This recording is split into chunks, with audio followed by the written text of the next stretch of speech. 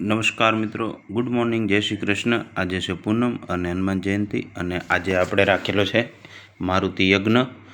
તો મિત્રો આપણે અઠીલા હનુમાનજીના દર્શન કરી અને આજે બટુક ભોજન પણ છે। આ અઠીલા હનુમાન છે મિત્રો, આપણે ગામની સીમમાં આવેલા છે, પ્રતાપી દાદા છે એકદમ, અને બટુક ભોજન પણ જોડે રાખેલું છે, પ્રસાદ પણ છે દાદાનો। અને અહીં દર્શન કરી અને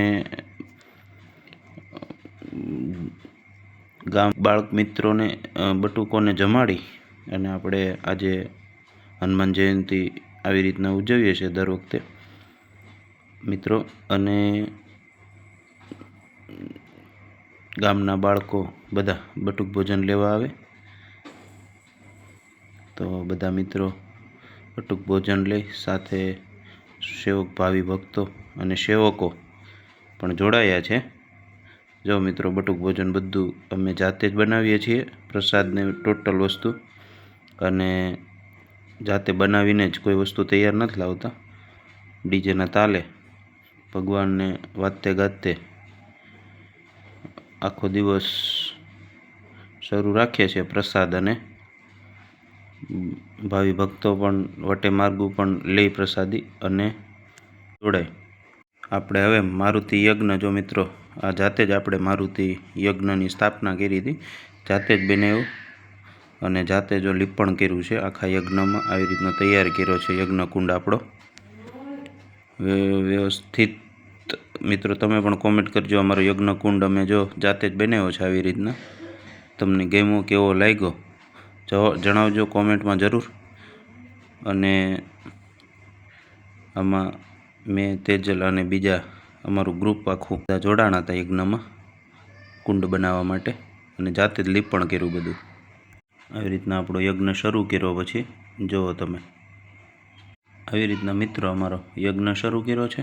અને યજ્ઞમાં અમે બેસાતા બધું અમારા ગોર જે યજ્ઞ કરાવતા એ ગોરનું નામ છે વરુણ અદા, જુનાગઢના છે પોતે, અને બહુ પોતે વિદ્વાન છે મોટા, અને યજ્ઞ કરાવે છે મિત્રો। આ અદાએ બધી યજ્ઞની વિધિ પ્રમાણે કીધું છે અને બહુ વ્યવસ્થિત સમજાવ્યું છે મિત્રો। અદા એવું બધું એકદમ સમજાવ્યું કે વૃક્ષોને આપણે યજ્ઞની દાહ કરીએ છીએ તો આપણે એને કાપીને એ પોતે યજ્ઞમાં હોમીને આપણે એને યજ્ઞની દાહ કરીએ છીએ, તો અમને સંકલ્પ પણ લેવરાયો છે મિત્રો કે તમારે યજ્ઞ પૂર્ણ કર્યા પછી તમારી 5 વૃક્ષો વાવવાના, આવી રીતના સંકલ્પ કરાવ્યો છે મિત્રો। અને એકદમ વિદ્વાન બ્રાહ્મણ છે મિત્રો, પોતાની સારી રીતે વિદ્વતાનું બધી જ રીતે યજ્ઞમાં આહુતિ અપાવી છે મિત્રો। નંદનાય નમઃ, પ્રભવે નમઃ, કુમાર ગુરુવે નમઃ, અક્ષોભાય નમઃ, કુંજ સુરભંજનાય નમઃ, પ્રમોદાય નમઃ, મોદક પ્રિયાય નમઃ, કાંતિમતે નમઃ, અમૃતમતે નમઃ, કામિને નમઃ, કથિદાય નમઃ, બ્રહ્મચારિણે નમઃ, અન્યે નમઃ, મંગળપ્રદાય નમઃ, અભક્તાય નમઃ, અપકૃતાય નમઃ, સત્યધર્મણે નમઃ, સખયે નમઃ। એવું જ અમારે આ ડૉક્ટર પ્રવીણભાઈ બલદાણિયા, જે સદભાવના હોસ્પિટલ વડલી ને કળસાર, પોતે ડાયનેક MS ડૉક્ટર છે અને ટ્રસ્ટી પણ છે, અને જો એ પણ પર્યાવરણ વિશે અને પ્રકૃતિ વિશે બહુ જ સારું કહેવા માગે છે। તમે જુઓ છો વિડીયોના માધ્યમથી બતાવું તમને। નમસ્કાર। ગઈકાલે રાત્રે મેં માનવ સેવા અને ભારતીય સંસ્કૃતિનો એક અદ્ભુત નજારો જોયો। બગદાણા, મોગલધામ ભગુડા, મા ચામુંડા શક્તિપીઠ, ઊંચા કોટડા, અનેક લોકો પદયાત્રા કરીને જતા હતા, અને ગામડે ગામડે લોકો બહુ પ્રેમપૂર્વક બધાને વિવિધ પ્રકારની પ્રસાદી પીરસતા હતા। એ પ્રેમ જોયો તો આપણું હૃદય ગદગદ થઈ જાય।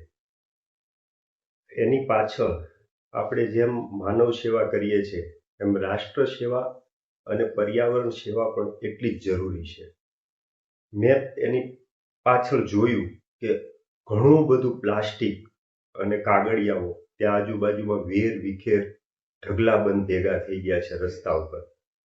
તો જે લોકોએ સેવા કરી છે એને મારી નમ્ર વિનંતી છે કે જેમ તમે હૃદયપૂર્વક માનવ સેવા કરી છે એવી જ રીતે પર્યાવરણ સેવા માટે આજે ફરી એક દિવસ જ્યાં જ્યાં આ કચરો અને પ્લાસ્ટિક પડ્યું છે એને આપણે બધા જ સાથે મળી ભેગું કરીએ તો લોકોમાં જાગૃતિ થશે, દેશ માટે એક ઉમદા ઉદાહરણ પૂરું થશે. જય ભારત. સર્વોને મારી વિનંતી. તમે જોયું વિડીયોના માધ્યમથી જેમ પ્રવીણભાઈએ કીધું એ પ્રમાણે આપણે પણ જ્યાં અન્ન ક્ષેત્રો અને વિવિધ રસોડાઓ ચલાવીએ છીએ મિત્રો, રસ્તા ઉપર જે ભાવિ ભક્તો યાત્રાળુઓ જતા હોય છે ચાલતા અને જે રસ્તા ઉપર આપણે પ્રસાદીઓ શરબત અને કોલ્ડ ડ્રિંક્સ ને જ્યુસ ને કંઈ આપીએ છીએ ને જે પ્લાસ્ટિકના ગ્લાસ ને ડીશુને એ છે રોડ ઉપર જેમ ફાવે એમ પડ્યું હોય છે મિત્રો, જેથી કરીને આપણે પર્યાવરણને પણ નુકસાન થાય છે અને ગ્લોબલ વોર્મિંગનું પણ પ્રમાણ વધે છે. આના કારણે મિત્રો ખાસ એ ધ્યાન રાખીએ અને આપણો વિડીયો ગમે તો શેર